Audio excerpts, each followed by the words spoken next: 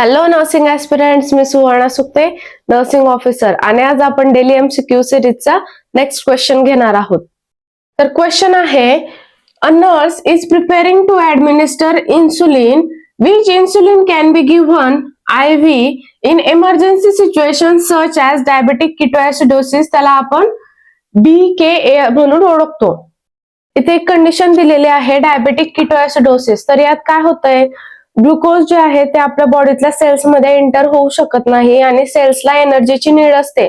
तर एनर्जीची need complete करण्यासाठी बॉडीतलं फॅट ते बर्न होतं आणि फॅटी ऍसिड सिक्रेट व्हायला स्टार्ट होतात आणि लिव्हर असतं ते फॅटी ऍसिड्सला किटोन बॉडीज मध्ये कन्वर्ट करतं आणि त्यामुळे किटोन बॉडीज या बॉडीत जास्त इन्क्रीज होतात.